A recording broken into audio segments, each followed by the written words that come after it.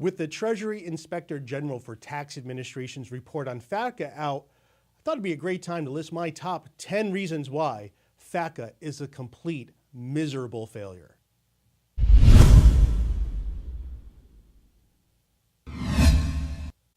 Number one, it was passed on an accounting lie, the PayGo Lie. PayGo stands for pay-as-you-go budgeting, and it's supposed to keep spending bills deficit neutral. In this case, the HIRE Act of 2010 was a spending bill, and offsets needed to be found. The claim was that FATCA would bring in about an extra $1 billion or so in revenue per year. And how has that worked out? Well, William Byrnes and Robert Munro at Texas A&M says the revenue is just not there. Now you'll see a red herring from the government saying, thanks to FATCA, $10 billion has been collected in penalties and taxes over the past 10 years due to the OVDP and OVDI and other voluntary disclosure programs. Well, this isn't exactly true because most of those penalties are attributable to FBAR requirements under the Bank Secrecy Act. Very little money of this is actually tax, proving that this FATCA claim that there was extra revenue to be had is just not valid. So while the extra revenue is not there, the spending to implement FATCA certainly is. TIGTA puts the cost so far at administering FATCA at $380 million. And yet, FATCA is not even close to being fully implemented. What's it totally going to cost, right? Number three, the risk. The government can't provide any reasonable assurance that this massive data collection program is in any meaningful sense secure.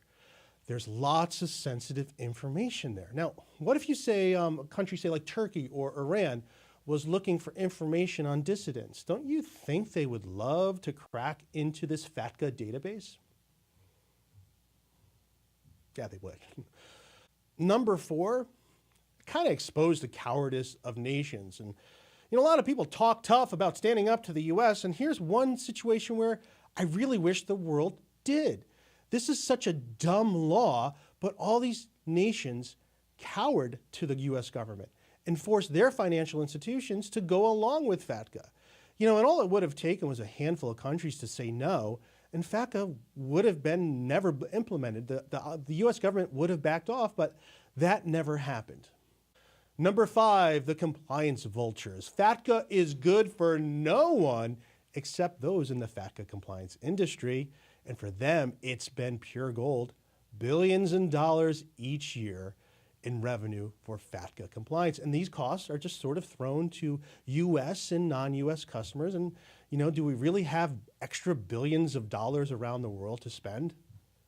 Number six, whatever was left of the Fourth Amendment was completely shredded. The right to privacy, yeah, forget about it. You know, in this case, FATCA will collect information on you even when you have no tax information to report to the government. Rand Paul filed a lawsuit with some other plaintiffs to try to get this kicked out. FATCA overruled, but the courts, federal courts says, well, no one's been injured by FATCA, which is completely not true. Therefore, the plaintiffs lack standing. Now, I don't know about you, but I think a magic 8-ball would probably do a better job at interpreting FATCA matters at a fraction of cost than our federal court system. Number seven, exposed the tribalism of our political system.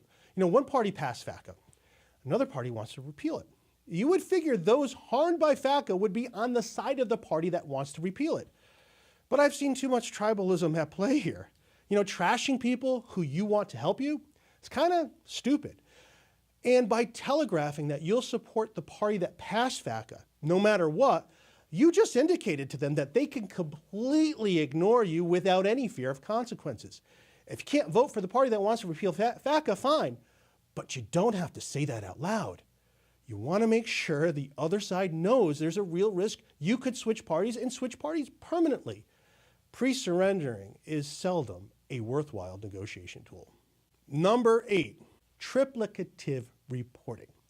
So you'll have to report your bank account on an FBAR form, and then that foreign bank will report you to the IRS. Yet again, you have to put down this bank account information on a Form 8938 or face a $10,000 penalty. So that's 3 times the US government learns about your foreign bank account. Why isn't 1 enough? 9, the drain on IRS resources. FATCA imposed more burdens on an already overburdened IRS. It pulled areas and assets they had from other areas. And there's a reason why when you call the IRS for help, the hold time is so long. You know, it used to take about 5 days to get a lien release. Now it takes 5 weeks, maybe more. And claims for refunds take a lot longer. FATCA is not helping the IRS in its core mission, but rather create a bunch of busy work for the IRS with pretty much no increase in revenue and actually maybe a decrease with the administrative costs. Number 10, I saved the worst for last. Forced expatriation of U.S. citizens. U.S. citizens should have the most opportunity in the world, but FATCA made that impossible. In order to continue to live in their lives overseas, many Americans, from retirees to armed service veterans, have had to give up their U.S. citizenship to survive. So which one of these do you think is the worst? And did I forget about something?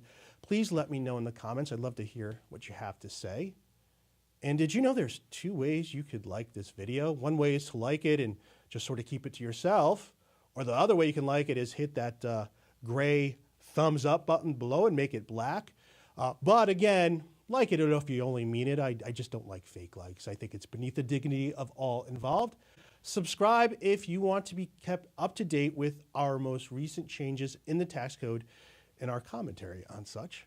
This is Anthony Parent of Parent & Parent LLP, IRS Medic. Thanks for watching.